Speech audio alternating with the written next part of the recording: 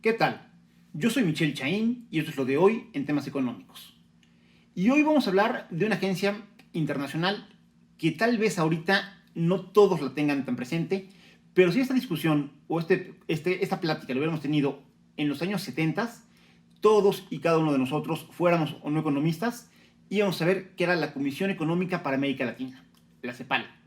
Y esto era así porque cuando la CEPAL estuvo comandada durante un muy buen tiempo por el argentino Raúl Prebisch, generaron una escuela de pensamiento, digamos que propio, por llamarlo de alguna manera, que retomaba buena parte de lo que en México funcionó y conocimos como el milagro mexicano. Hicieron toda una escuela de política pública basada en el tema de la sustitución de importaciones y el cerrar y proteger a la economía doméstica. Y esto fue un enfoque que se enfrentaba ideológico y políticamente con esa regularización, esa apertura de los mercados que traían como políticas públicas tanto Margaret Thatcher en Reino Unido como Ronald Reagan en los Estados Unidos.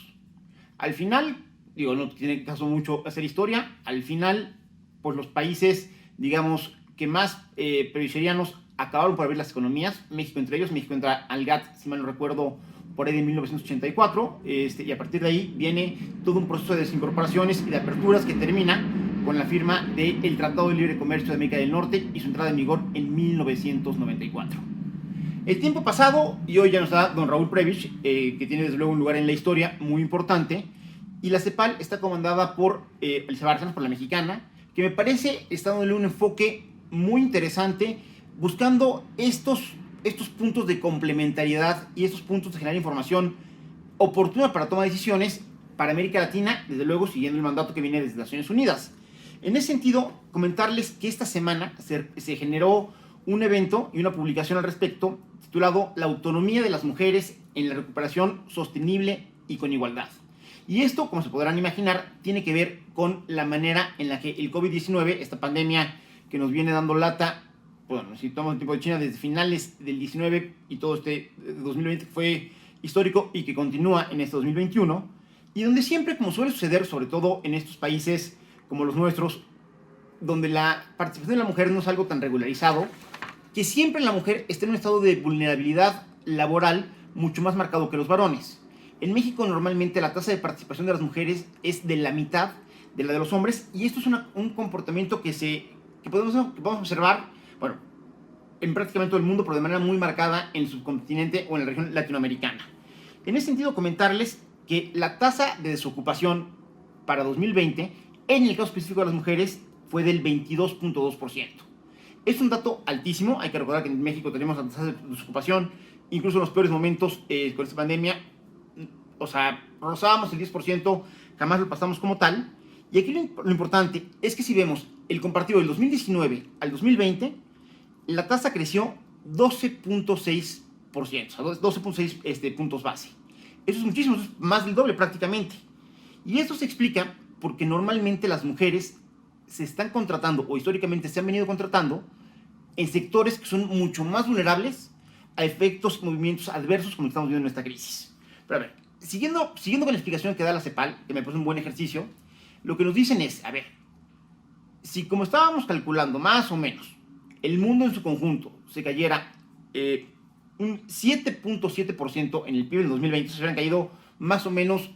poquito menos de lo que en realidad se cayó en México, entonces hubiera habido 118 millones de mujeres en América Latina en condición de pobreza. Y esto, como les decía, tiene que ver por dónde se emplean. ¿Por qué? Porque las mujeres, en términos generales,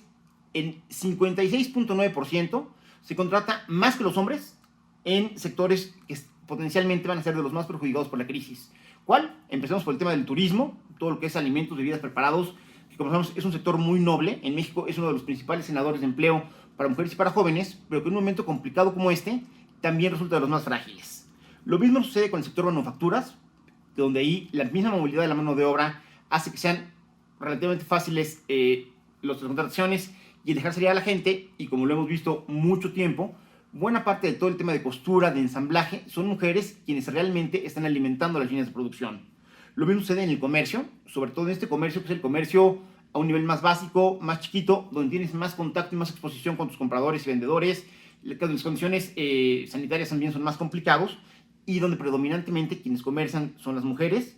Ya ni qué decir del trabajo doméstico pagado, las señoras que normalmente van a la casa de tal o cual familia y los ayudan a mantener la casa en orden, que son empleos donde muy lentamente vamos ganando espacios para que puedan contar con seguridad social, pero de manera muy importante, pues donde realmente no tienen mayores garantías, y una de dos, o se quedan atrapadas lejos de su lugar de trabajo en estos momentos de pandemia, o se quedan atrapadas dentro del lugar de trabajo y por un tema pues, de sanidad es complicadísimo que salgan, es decir, condiciones de verdad complicadas. Un caso también muy especial es la mayoritaria presencia de mujeres en lo que es el sector salud. Sector salud que en México, desde luego, y me atrevo a decir que en buena parte, prácticamente en todo el mundo, se le han venido rifando como los grandes, y en casos como el de México, trabajando a pesar de los pesares y sobreponiéndose incluso a sus propias instituciones para poder dar el mejor servicio a los pacientes. Bueno, pues en este sector, cosa curiosa,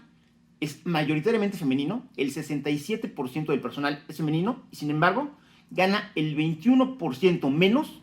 respecto a sus pares masculinos. Y también otro de los sectores que más afectado está resultando por el tema del COVID-19 y que es predominantemente alimentado por mano de obra femenina es el sector de la educación. Donde sabemos que la parte tecnológica en algo ayuda, no sobre todo, y donde ahora los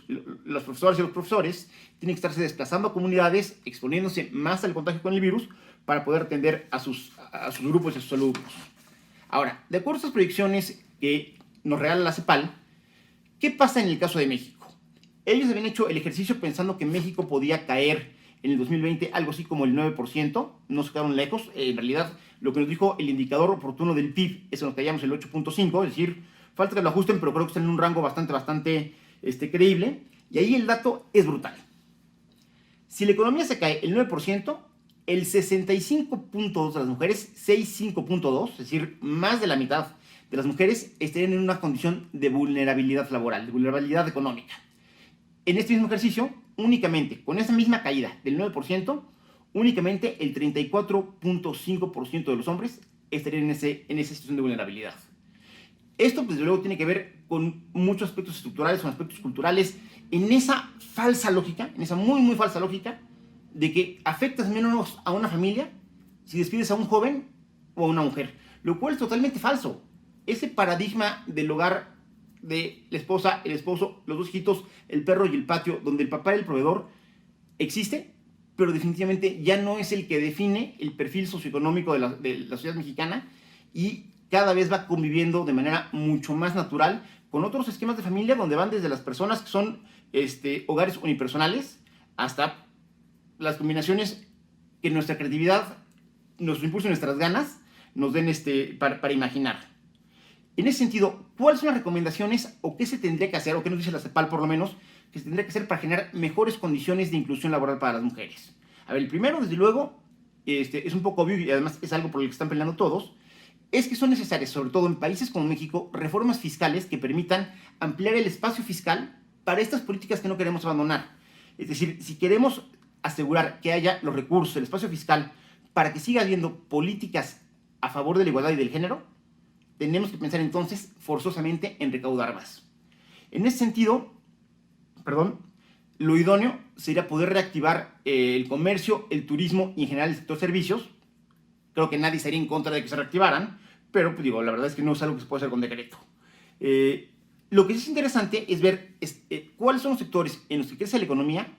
y qué tanto participa o no participan las mujeres. En ese sentido, América Latina tiene un potencial muy interesante y me atrevo a decir que ahí países como Argentina y como México tendrían que ser puntuales, también Uruguay, en todo lo que es el desarrollo de tecnologías de la información.